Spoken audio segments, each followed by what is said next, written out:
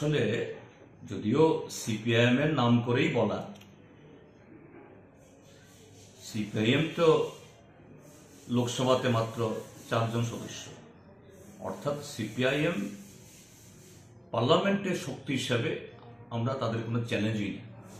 এটা অঙ্ক স্বাভাবিক, এটা আমি বললেও না বললেও বিষয়টা এই দেশের লোক সবাই জানে না। কিন্তু রাজীব বাবুদের, শুধু রাজীব বাবু কেন, রাজীব বাবু, বিপ্লব বাবু, আমাদের রাজ্যের মাননীয় মুখ্যমন্ত্রী,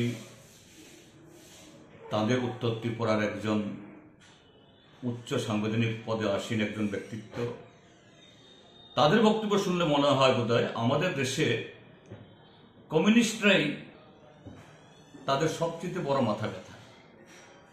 কমিউনিস্টদের কারণ এতেই তাদের সরকারের কাজকর্ম করতে সবচেয়ে বেশি অসুবিধা হচ্ছে।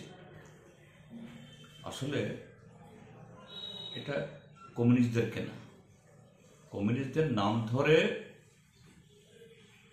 নিজের দলের ভেতরে যে আজকে ক্রমশ তারা জনবিচ্ছিন্ন হচ্ছে, মানুষকে অসত্য কথা বলে প্রলোভন দিয়ে টানতে পারছে না। এই সমস্ত জনসভা করতে গিয়ে ওই রেগার কাজ পাইয়ে দেব, টিআরএলএমের এই কিস্তি সহজ করে দেব,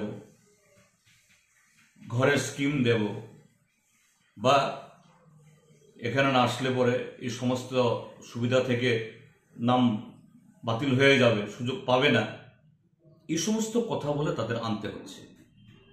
আর এখানে এসে তাদের এই অক্সিজেন দেওয়ার জন্য কথাগুলি বলতে হচ্ছে।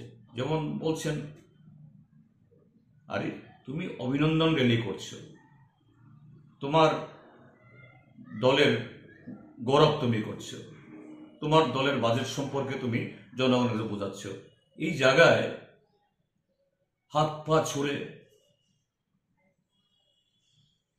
দেখিয়ে দেওয়া হবে এবং বলছে যে আমাদের 29 তারিখের সেই জনসভা আমাদের করতে হয়েছে, সমস্ত প্রতিবন্ধকতা মারিয়ে বলছে শাসক দলের লোক এরা বাড়ি ঘরে থাকতে পারে না, আগরতলাতে লুকিয়ে আছে। এই চুনোপুটিরা নাকি সেদিন 29 তারিখে উড়িয়ান চুমনির এই জনসভাতে, বিশাল জনসভাতে সামিল হয়েছে। তো যারা এটা দেখেছেন, সচক্ষে দেখেছেন, বা এই চ্যানেলে দেখেছেন, বা পত্রিকার ছবি দেখেছেন, পত্রিকাগুলোর খবর পড়েছেন,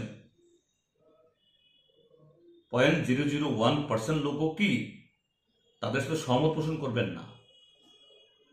বরঞ্চ যদি আমাদের এই জনসভার মাঠ নিয়ে যদি অনিশ্চয়তা তৈরি না করত, যেভাবে অঘোষিত এই হরতাল ডেকে রেখেছিল সেদিন, রেল স্টেশনে অটো যেতে পারবে না, টমটম যেতে পারবে না, বাস চলতে পারবে না, গাড়ি থামিয়ে রেখেছে, এটা না হলে পরে আগরতলা শহরেই এটা এই জনগণের এই যে কি বলে এই এখানে যে অংশগ্রহণ করতো, এই চাপ সহ্য করতে পারতো না। যাই হোক, মানুষ দেখেছে, আমার বলার প্রয়োজন নেই, মানুষই বলছেন এগুলো। আর তিনি বলছেন এখানে যারা লুকিয়ে শুকিয়ে আছে তারা চুনোপুটিরা, এরা অপরাধী এবং পুলিশের সাহায্য নিয়ে এদের চিহ্নিত করতে হবে, ধরতে হবে। বলবো, ভালো, আপনি পুলিশের উপরে আস্থা প্রকাশ করছেন, পুলিশকে